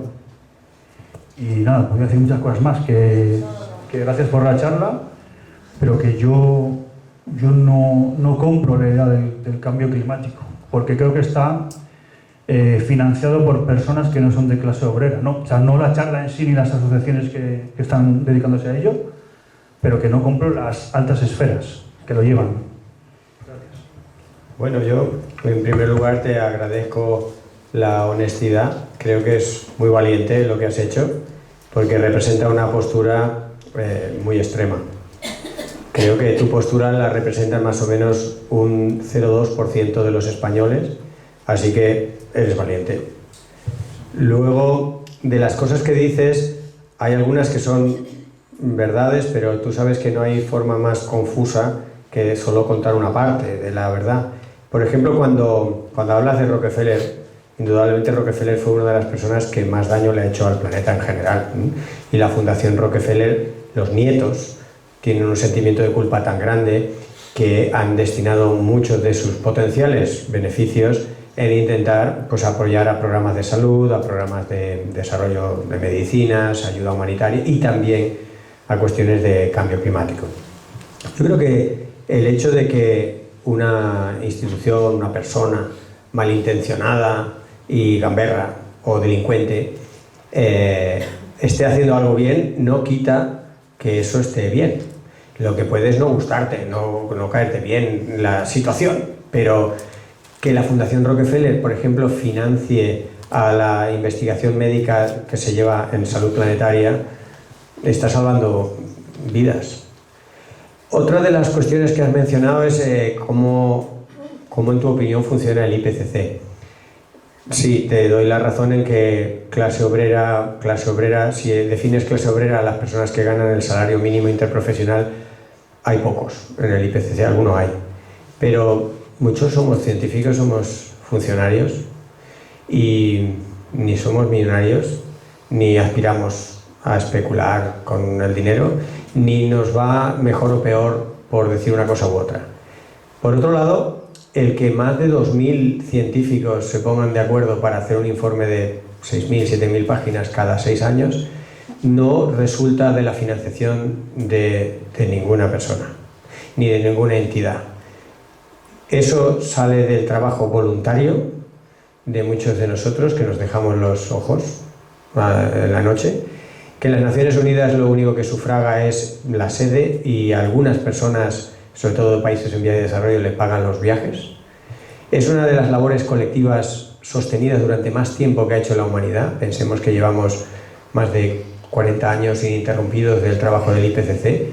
Pocas tareas tan grandes que ponen de acuerdo a personas de distinta religión, de distinta zona geográfica, de distinta orientación, filosofía, cosmovisión y por supuesto nivel económico, se han mantenido durante tanto tiempo trabajando horas y horas por lo que consideramos los científicos el bien de la humanidad, que es saber los riesgos en los que podemos estar incurriendo por el cambio climático. Esto, cuando tú mismo dices no lo compro, es una actitud que mucha gente también practica, y yo, una vez más, quiero ser respetuoso contigo y agradecerte tu valentía, pero el cambio climático no es una cosa de comprar, como tampoco es una cosa de creer, es una cosa de estudiar.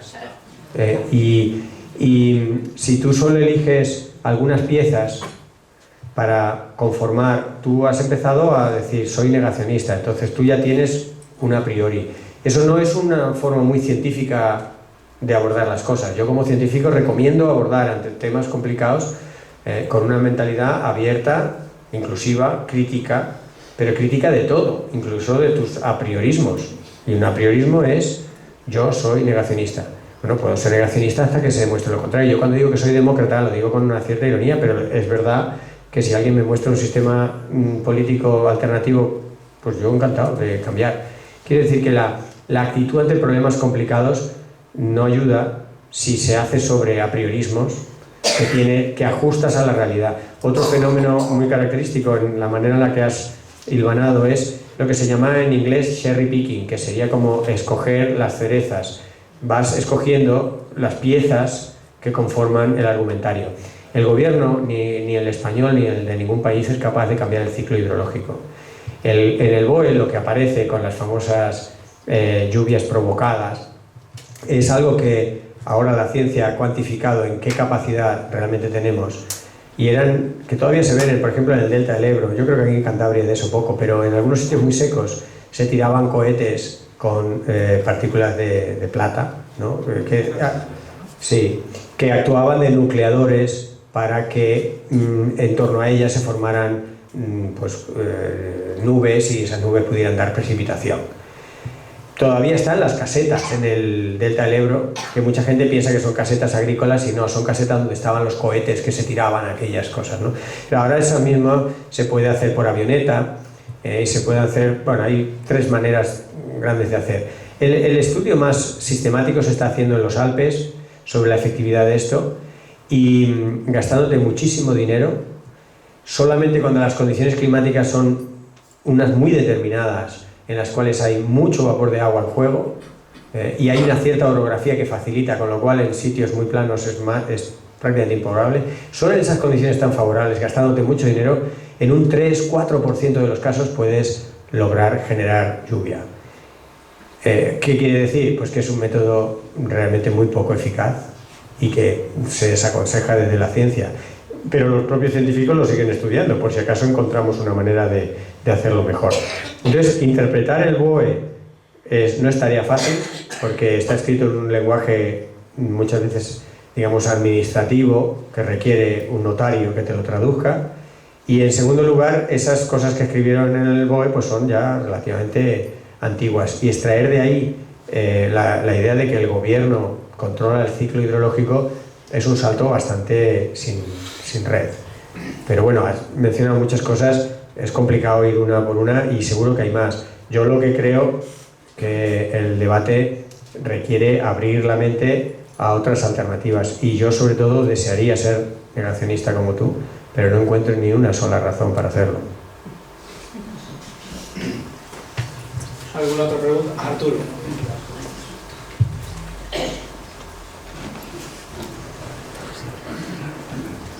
Sí, sí. Bueno, muchas gracias, Fernando. Y vamos a los organizadores también, que decía Asociación de Vecinos, Ecologistas en Acción, Grupo SCA. En fin, es una satisfacción que nos encontremos con estas, en este contexto y digamos, con tu conocimiento. Previamente a la pregunta que voy a decir, señalar 2 cosas. Dentro de la gente que trabaja en el panel del cambio climático, hay 2 profesores de la Universidad de Cantabria. De hecho, estuvieron aquí, no sé si el año pasado o el anterior, uno físico y otro ingeniero de caminos y tal. Y bueno, quiero decir que se puede negar lo que sea, pero otra cosa son las evidencias y con datos, evidencias, digamos, científicas. Y luego, ahora en cuanto a la pregunta, bueno, pues en este contexto que, como bien indicas, yo creo que a nadie se le escapa un planeta que tiene sus límites, una población que llegamos casi a los 8.000 millones, un sistema económico predominante que es depredador 100%, vamos, o no sé cuánto porcentaje, pero mucho. Cualquiera que sea curioso con el medio ambiente y sobre todo con las especies, ves el declive que hay de biodiversidad, los arroyos, las migraciones de aves, aquí las veíamos en cantidad, ya no las tienes, y además en el sistema económico te vas dando cuenta por los años y por los datos que se van poniendo un poco de manifiesto, que es tramposo. Digo tramposo porque, claro, por ejemplo, el precio del agua no está al valor que tiene. La biodiversidad, quiero decir, cuando se hacían antes proyectos, no se tenían en cuenta tan siquiera ni los impactos ambientales. Ahí se echaba... De hecho, aquí, por ejemplo, en Cantabria es curioso, muchas inundaciones que ha habido en Reynosa, que me parece que fue una de las últimas, ¿no? al final esas inundaciones habían sido provocadas en el sentido que, bueno, allí había una fábrica al lado que era más fácil echar las escorias y tal al cauce del río y tal, porque claro, cuando llueve mucho no entra el agua en el cauce del río y sale por donde sale. Lo digo esto porque también en el caso de La Gana, pues la planificación urbanística, quiero decir, si allí no hubieran hecho todas esas viviendas al lado de los barrancos, pues hubiera sido, digamos, la mitad o menos, ¿no? Y bueno, la pregunta en concreto, aparte de esto, era la ciencia económica, tanto la ciencia económica, como son muchas disciplinas, ¿no? Pero un problema es la ciencia económica, ciencia si se puede llamar así, y otra es el estado, lo jurídico. Que en lo económico, pues, ¿cómo está? Se ponen por fin, ya se da valor a la naturaleza. Quiero decir, cuando haces algo, estás alterando, digamos, un poco la naturaleza. Es cierto que hay que hacer cosas, pero sí se pueden hacer con impactos, digamos, el mínimo, o ponerlo en la zona donde menos perjudica, o, además, lo primero es que lo que hagas sea necesario, sea imprescindible, como valor social. Porque a veces se hacen muchas cosas. Aquí tenemos, por ejemplo, un caso, Breña Vieja, la estación de esquí. En principio ya casi no es viable. Quiero decir, se pusieron cañones de nieve artificial, no sé qué.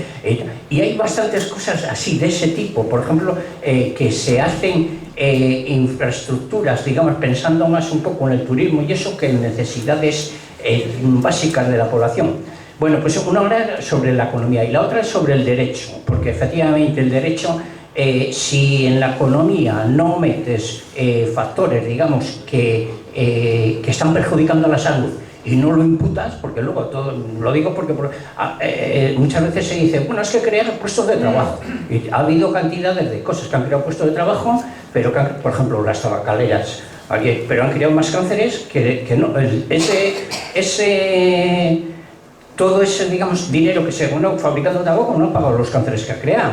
Y como esas hay muchas cantidades. Bueno, pues nada, muchas gracias y perdona que me haya alargado tanto. Bueno, intentaré ser breve, comparto mucho tu reflexión. Has mencionado dos cosas que te preocupan y que nos preocupan a todos, y que yo creo que también ha salido a traducir en la presentación, el tema económico y el tema jurídico. La economía en la que hemos aceptado estar, porque creo que es importante que todos asumamos una parte, ¿no?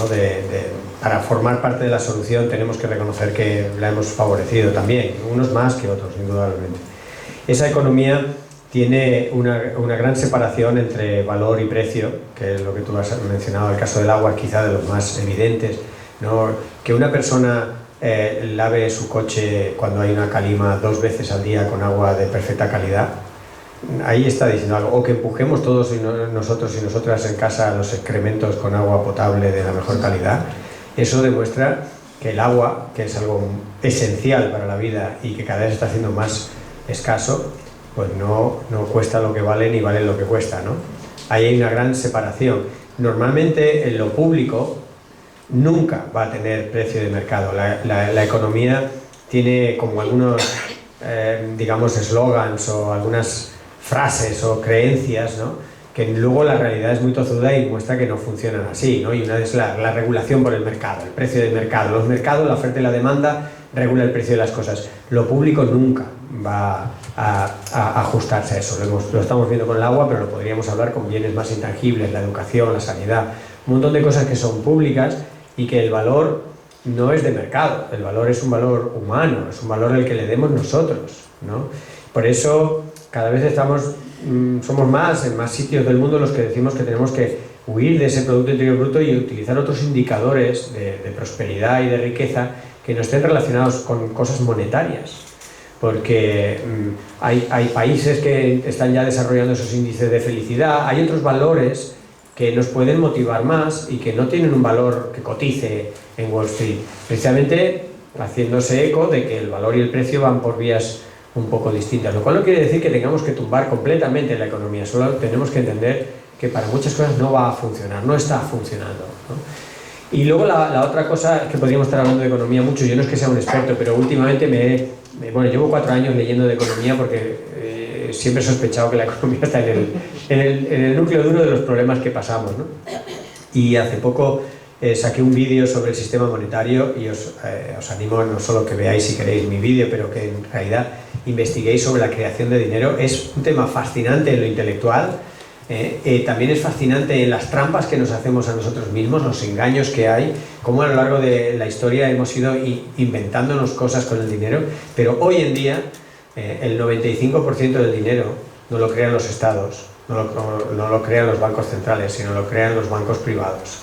Y se crea ese dinero no como moneda, sino se crea como deuda con interés. En ese vídeo yo explicaba lo que para mí es la base del cambio climático y de tantas sobreexplotaciones de recursos naturales, porque el cambio climático en el fondo supone pues sobreexplotar el petróleo y no tener freno en eso, ¿no? Es que para satisfacer esa deuda creciente con intereses en la que te vas metiendo a modo de hipotecas, préstamos, etcétera, pues tienes que crecer y al crecer pues sobreexplotas y sigues creciendo y eso no se para nunca. Y una parte gordísima es el propio mecanismo de creación de dinero.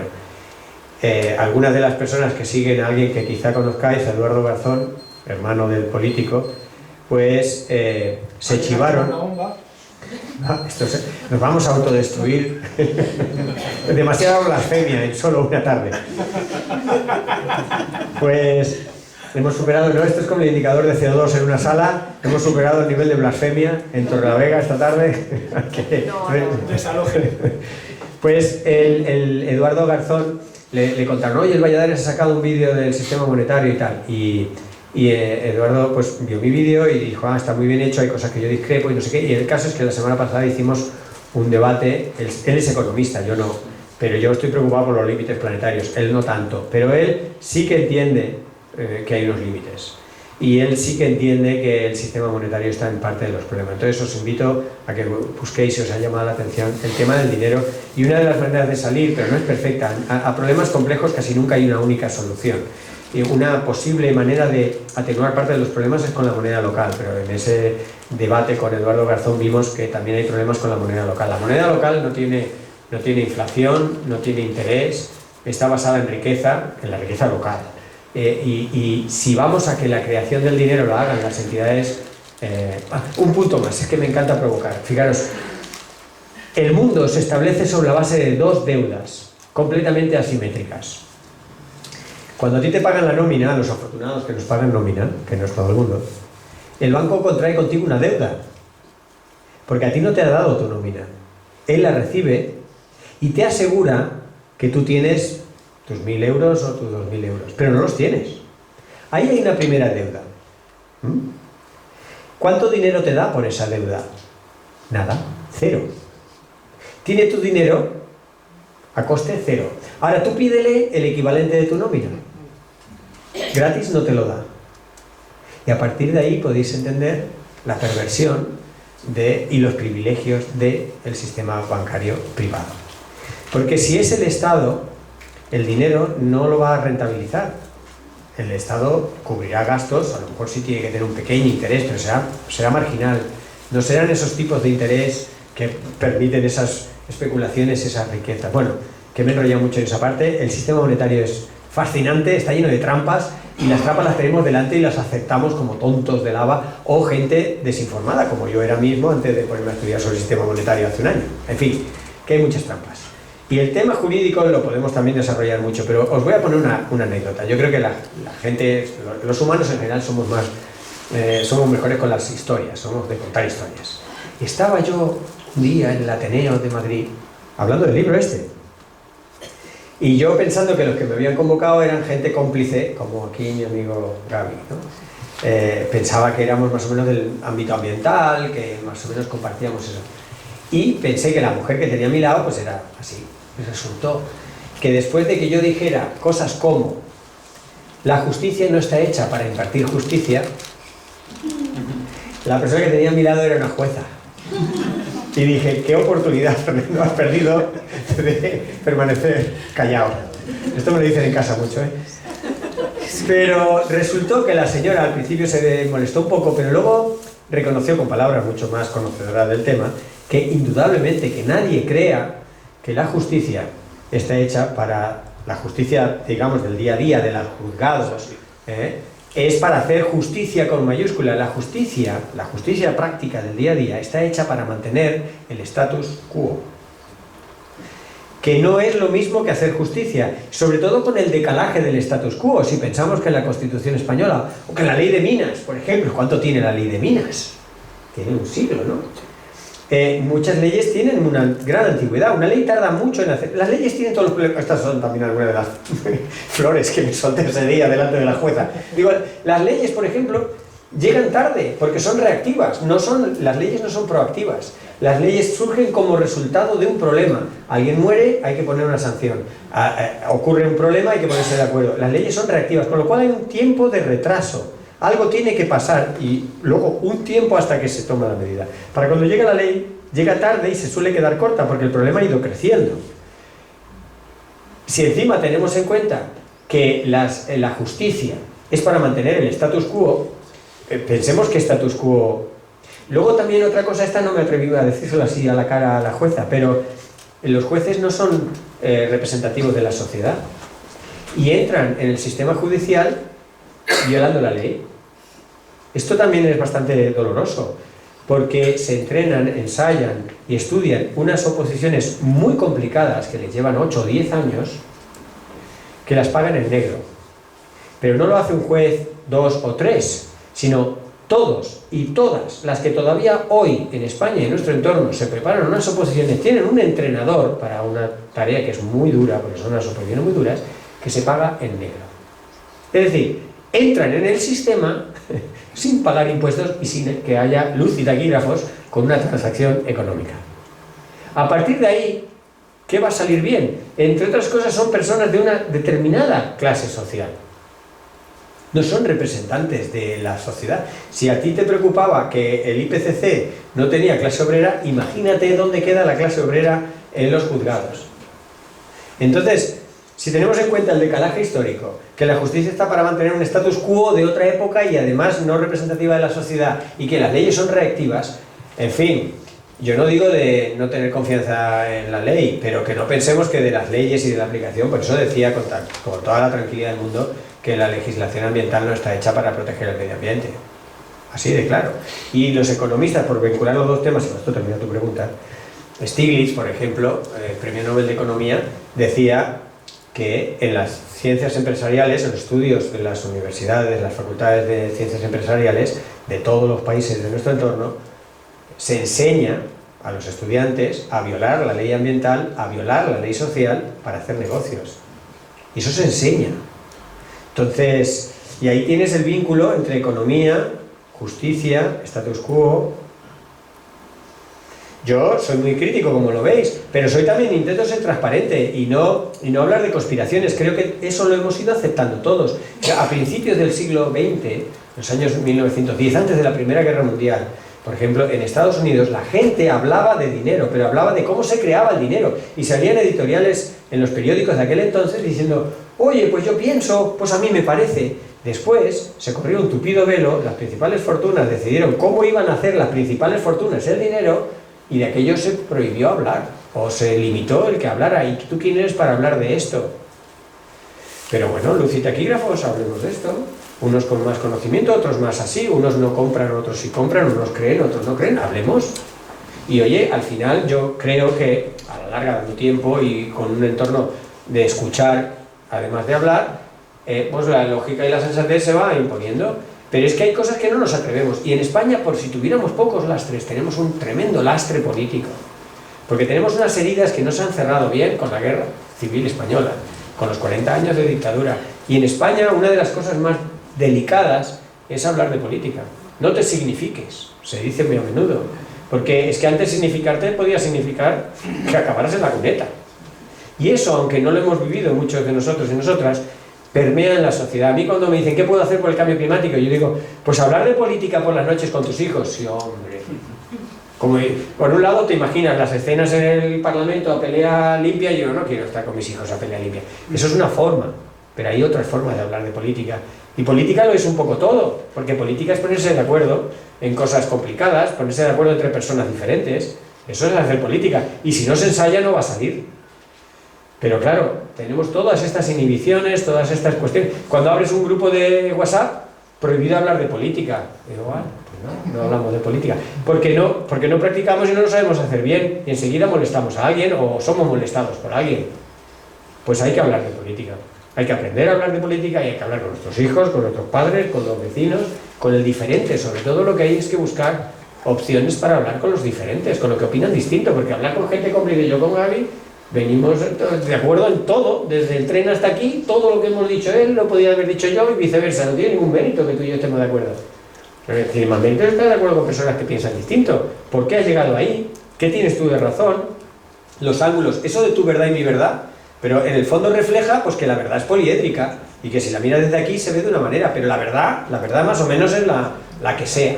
Pero hay que entender que una persona que tiene poco dinero o una persona que tiene tal influencia o una persona que tiene tal creencia lo ve de una manera. Y eso, si no lo empatizas, si no lo sedimentas, no lo verbaliza uno y no lo escucha el otro, pues no progresamos. Y estamos yendo en un momento, y si estoy dedicando tanto rato a esto es porque estamos en un momento en el que vamos a todo lo contrario a lo que deberíamos ir. Lo estamos viendo, la crispación, la polarización. Crispar es enfadarse por todo y tener la piel muy sensible. Y luego la binarización, todo es blancos y negros y todo es generar enemigos. Pero hombre, una cosa es que la persona piense algo distinto que yo, pero de ahí a que sea enemigo todos. Entonces tú luchas contra, ¿no? Se hacía todas las bromas, ¿no? De aquí no hay un Torrelavega de arriba y un Torrelavega de abajo, pero hay muchas bromas de esas, ¿no? De que estás a 5 kilómetros y es tu enemigo. Pero ¿cómo va a ser tu enemigo? Si ese es tu enemigo, ni tan mal, ¿no? Creamos enemigos.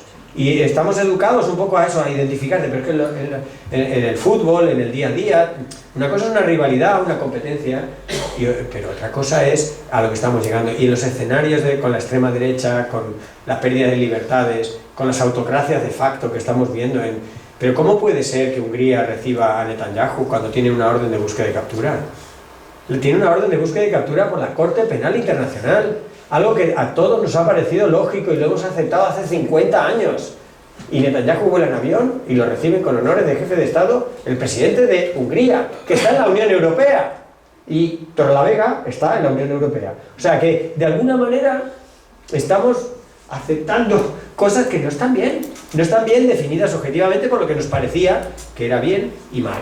Si lo cambiamos, pero hacer como que no lo estoy viendo no ayuda, porque estamos viendo cada vez más afrentas en todos estos ámbitos. Y ahora están surgiendo iniciativas que me parecen muy esperanzadoras, pero que hay que alimentarlas porque van contra la corriente, que es precisamente tejer alianzas entre movimientos ciudadanos que normalmente van cada uno por su cuenta.